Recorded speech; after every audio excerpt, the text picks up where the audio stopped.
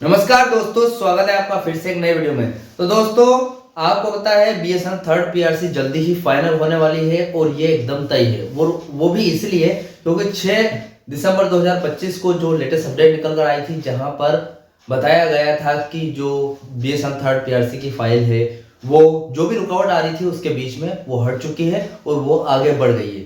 Sanction में note ready होने वाला है और नोट जैसे रेडी होगा नेक्स्ट हफ्ते या फिर 10 से 15 दिन में, यानी कि दिसंबर के महीने में थर्ड पीआरसी कमेटी के सामने वो जो नोट है वो पेश हो जाएगा और थर्ड पीआरसी फाइनल होने में कोई देरी नहीं है। ठीक है, लेकिन देखिए यहाँ पर मैंने इसके पहले आपको फिटमेंट फैक्टर के बारे में भी बताया था यहाँ पर कि क्या मिलने वाला है या फिर नहीं, लेकिन मैंने उसमें अपनी ओपिनियन बताई थी आपको। लेकिन आज इस वीडियो में आपको मैं बताने वाला हूं कि 2017 से लेकर 2025 तक का जो बकाया है वो बहुत ही बड़ी बात है, वो मिलना बहुत जरूरी है बीएसएनएल कर्मचारियों को। क्योंकि क्या है कि जो बीएसएनएल थर्ड पीआरसी है वो 2017 में लागू होने वाली थी, यानी कि 2017 से प्रभावी रूप से लागू थी। ठीक है, तो इसका मतलब ये है कि 2017 से लेकर 2025 में, यानी कि अभी अगर थर्ड पीआरसी लागू होती है यानी कि दिसंबर में, या फिर 2026 में लागू होती, तो 2017 से लेकर 2026 तक का या फिर 2017 से लेकर दिसंबर 2025 तक का एरियर आपको मिलेगा या नहीं, ये सबसे बड़ा सवाल है सारे कर्मचारियों का, सारे पेंशनर्स का। ठीक है, क्योंकि सभी इस चीज का इंतजार कर रहे हैं, क्योंकि थर्ड पीआरसी तो 2017 से प्रभावी थी तो मिलना चाहिए 100%। लेकिन आपको बता दूं कि बीएसएनएल थर्ड पीआरसी का ये जो एरियर है 9 साल का बकाया, ये मिलना लगभग इम्पॉसिबल है। अब मैं ऐसा क्यों कह रहा हूं आज इस वीडियो में पॉइंट बाय पॉइंट इस डिटेल। तो दोस्तों, मैं ऐसा क्यों कह रहा हूं कि थर्ड पीआरसी में आपका जो एरियर है 9 साल का बकाया वो मिलना लगभग असंभव है, यानी कि इम्पॉसिबल है।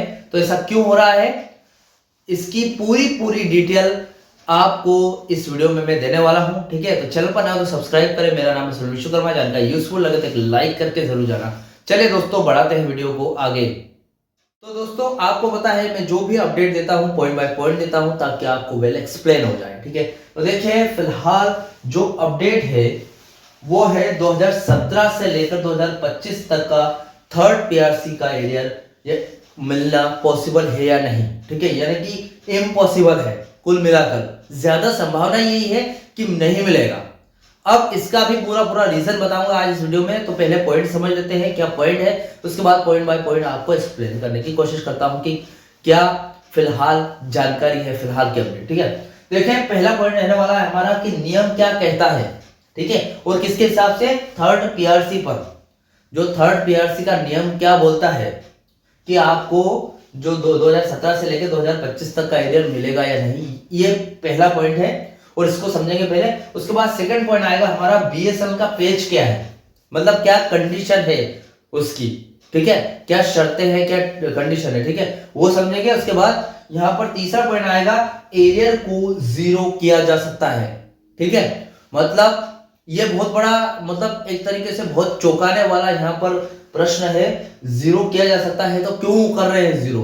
ठीक है, बहुत चौंकाने वाला, एकदम कर्मचारी इससे बहुत ही दिक्कत में आ सकते हैं, क्योंकि सबको पता है 2017 से लेकर 2025 तक का जो एरियर है वो फुल एंड फाइनल सेटलमेंट की रकम है। बहुत ही मतलब देखा जाए तो हजारों करोड़ की एक साथ लागत से, मतलब वो खर्चा, बहुत ज्यादा खर्चा आ सकता है। ठीक है, वैसे हर एक कर्मचारियों को अपने जीवन को विकसित करने में, जो कि बीएसएनएल की वित्तीय हालत की वजह से बहुत पीछे रह गए बहुत सारे कर्मचारी, क्योंकि थर्ड पीआरसी फाइनली हुई तो जो महंगाई से लड़ने की उनकी क्षमता है वो पीछे रह गई थी। तो उसमें काफी मदद कर सकता है वो एरियर, मतलब लाखों में हो सकता है, 10 लाख 20 लाख के मुकाबले हो सकता है। ठीक है, 5 लाख से लेकर 20 लाख तक का एरियर मिल सकता है आपको, तो बहुत बड़ी रकम है।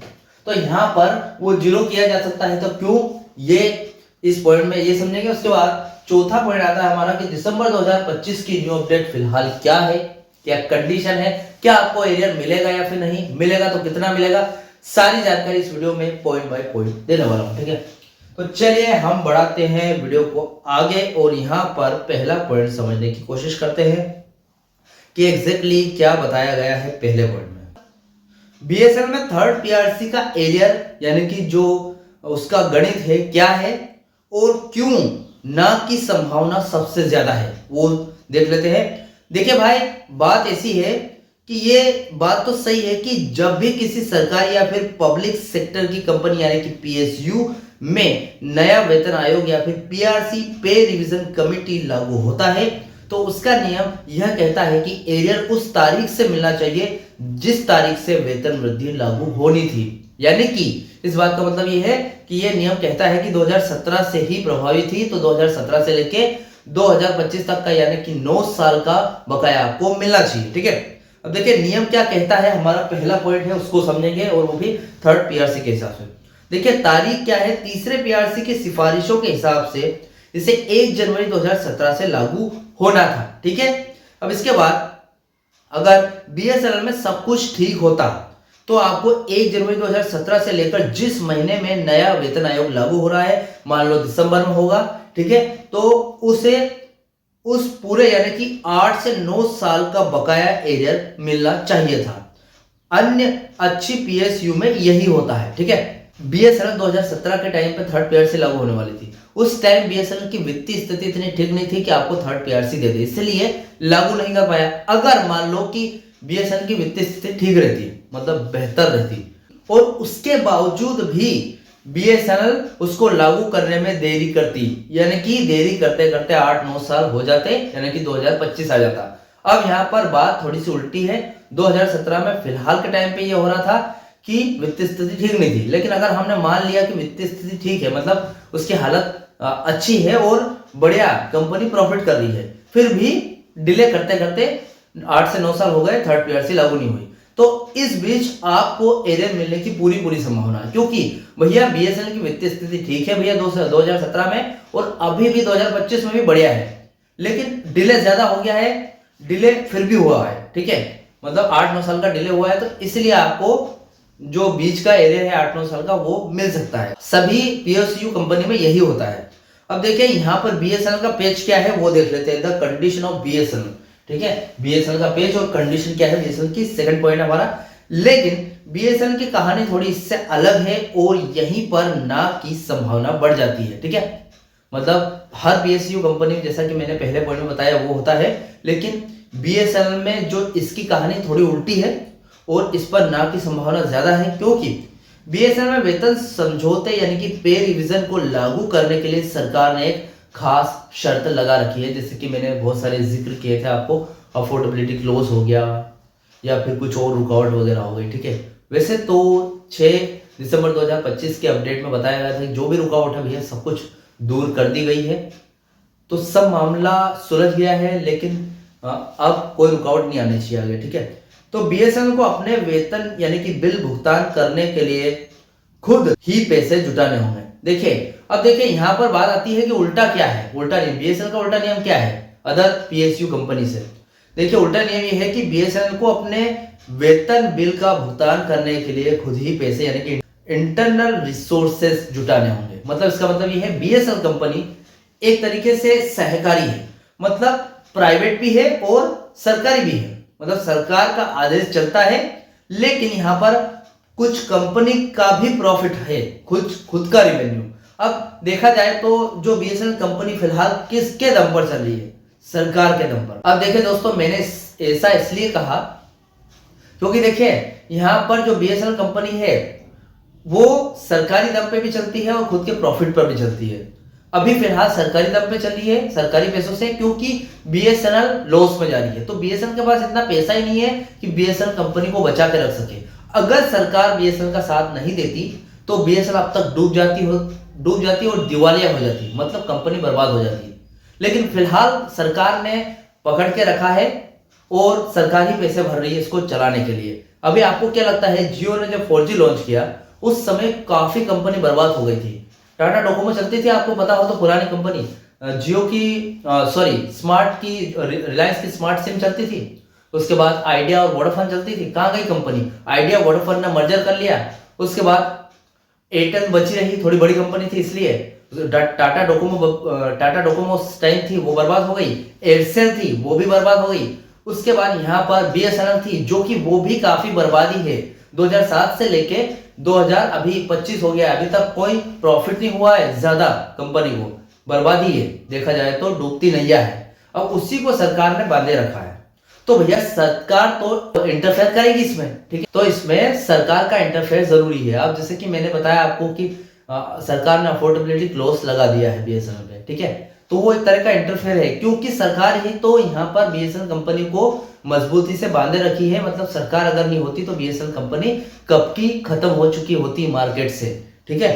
तो इसीलिए यहाँ पर रिसोर्सेस का मतलब है कि बीएसएनएल को अगर थर्ड पीआरसी यहाँ पर लागू करनी है तो भैया सरकार उसके पैसे नहीं देगी, बीएसएनएल को खुद वो पैसे कमाने पड़ेंगे, ठीक है। अब बीएसएनएल इतना पैसा कमा ही नहीं रही है कि थर्ड पीआरसी लागू हो जाए, ठीक है। कहने का मतलब ये है, ठीक है। अब देखिए सीधा सा मतलब है, अगर कंपनी मुनाफे में नहीं है और अपने दम पर कर्मचारियों को बढ़ा हुआ वेतन नहीं दे सकती तो सरकार की तरफ से कोई मदद नहीं मिलेगी। सरकार बस इतना रख रही है कि कंपनी डूबे ना, ठीक है, कंपनी दिवालिया ना हो या फिर कंपनी बर्बाद ना हो, इसलिए कंपनी को बरकरार रखने के लिए मेंटेनेंस रख रही है, सिर्फ मेंटेन कर रही है फिलहाल कंपनी को। सरकार के पास इतना पैसा नहीं है कि भैया वो थर्ड पीआरसी लागू कर दे, 2017 से लेके 2025 तक का बढ़ा हुआ वेतन दे दे, बस इतना है कि भैया मेंटेन कर सकती है अभी बीएसएनएल को, ठीक है। अब देखिए फिलहाल हालत क्या है, 2017 से लेकर अब तक बीएसएनएल की वित्तीय हालत यानी कि फाइनेंशियल हेल्थ सबको पता है। कंपनी लगातार घाटे यानी कि लॉस में जा रही है और सरकार के बड़े रिवाइवल पैकेज पर चल रही है, ठीक है। मतलब जो सरकार ने यहाँ पर हाथ थामे रखा है बीएसएनएल का, भैया कि मैं तुम्हारे साथ हूं, मैं तुमको डूबने नहीं दूंगा। ऐसा नहीं कहा कि मैं तुम्हारे साथ हूं और तुम बोलोगे तो थर्ड पीआरसी लागू कर दूंगा, तुम बोलोगे तो 2017 से लेकर 2025 तक का लमसम पेमेंट भी दे दूंगा। नहीं भैया, ये तुमको कमाना पड़ेगा, यानी कि बीएसएनएल को खुद कमाना पड़ेगा। अगर तुम्हारे पास क्षमता है तो आप थर्ड पीआरसी लागू करो, मुझे कोई दिक्कत नहीं है। क्षमता है तो भले 2017 से लेकर 2025 तक का एरियर दे दो अपने कर्मचारियों को, लेकिन अगर क्षमता नहीं है तो ऐसे कदम मत उठाओ, अफोर्डेबिलिटी क्लॉज का ठप्पा लग जाएगा और लग गया है, ठीक है। इसीलिए यहाँ पर सरकार हस्तक्षेप कर रही है, क्योंकि सरकार ही रिवाइवल पैकेज दे रही है बीएसएनएल को, ठीक है, यानी कि बोल सकते हैं कि जीवित रख रही है, ठीक है। अब तीसरा पॉइंट आता है हमारा, एरियर को जीरो किया जा सकता है। आपका जो एरियर है 2017 से लेकर 2025 तक का, यानी कि 9 साल का एरियर जीरो हो सकता है, और वो क्यों, वो देख लेते हैं। देखिए दोस्तों, यहां पर जब कोई कंपनी घाटे में होती है तो पुराने सालों का बकाया एरियर देना उसके लिए बहुत ही बड़ा बोझ बन जाता है, ठीक है। मतलब कोई भी कंपनी हो अगर घाटे में चल रही है तो भैया आप खुद सोचो, 9 साल का एरियर हर एक कर्मचारी को 5-5, 10-10 लाख रुपए देंगे तो करोड़ों अरबों रुपए देने पड़ेंगे। और वो जो थर्ड पीआरसी बढ़ रही है, सैलरी इंक्रीमेंट हो रही है, वो अलग। तो क्या थर्ड पीआरसी ऐसे ही थोड़ी है कि सिर्फ सैलरी बढ़ जाएगी आपकी, ये जो लमसम पेमेंट है ना, ये देना पड़ेगा बीएसएनएल को। तो ये देगी तो बहुत ही बड़ा घाटा हो जाएगा, बहुत ही, यानी कि कंपनी डूब जाएगी। भले वो सरकार का रिवाइवल पैकेज हाथ में हो, डूब जाएगी, सरकार हाथ छोड़ देगी कि भैया हमने तो कहा था मत करो थर्ड पीआरसी लागू, आपने कर दी तो झेलो आप इनको, भले डूब जाओ, ठीक है। क्या करेगी सरकार, ऐसा है। बहुत बड़ा बोझ, यानी कि 2017 से लेकर 2025 तक का लगभग 9 साल का एरियर एक ही बार में देना बीएसएनएल के लिए आर्थिक रूप से संभव नहीं होगा, ठीक है। यह कई हजार करोड़ रुपए का भार हो सकता है जिससे कंपनी अपने दम पर नहीं उठा सकती। जैसा कि मैंने आपको बताया, कंपनी में इतना पावर नहीं बचा। कंपनी जो बीएसएनएल कंपनी है पिछले 3 साल नहीं, 2007 से लेकर अभी तक घाटे में चल रही है। तो कैसे आपको थर्ड पीआरसी लागू करेगी, और इसके साथ जो 2017 से लेकर 2025 तक का एरियर जो लमसम पेमेंट कैसे देगी आपको, ठीक है। उसके पास तो जीवित रहने तक के पैसे नहीं थे, इसलिए तो सरकार की हेल्प ले रही है कंपनी। वैसे तो सरकारी कंपनी है, लेकिन यहाँ पर बीएसएनएल के खुद के भी पास रिसोर्सेस है जिससे वो कमा सकती है, ठीक है। सरकार की सोच यह है कि डोट यानी कि दूर संचार विभाग और मैनेजमेंट का सीधा रुख यह रहा है कि अगर हम बीएसएनएल को बचाना चाहते हैं तो हमें आगे का देखना होगा, न कि पिछला बोझ उठाना होगा। देखिए यहाँ पर डोट और मैनेजमेंट का स्पष्ट कहना है भैया कि अगर बीएसएनएल को जिंदा रखना है तो आगे की सोचो, यानी कि इन फ्यूचर सोचो, ना कि पीछे का 2017 का मत सोचो कि कहां तक का बोझ देना है। अभी अगर बीएसएनएल जिंदा रहेगी तो आपको आगे थर्ड पीआरसी लागू हो जाएगी और आपकी सैलरी इंक्रीमेंट हो जाएगी, मतलब सैलरी बढ़ जाएगी। लेकिन अगर पिछला सोचते रहे कि यार 2017 का 9 साल का हमें बकाया मिलेगा या नहीं, तो भैया हम थर्ड पीआरसी कैसे लागू करेंगे, बीएसएनएल ही जीवित नहीं रहेगी तो क्या क्या क्या कर लोगे, कहां से लाओगे इतना सारा लमसम पेमेंट या फिर बकाया कहां से लाओगे, ठीक है।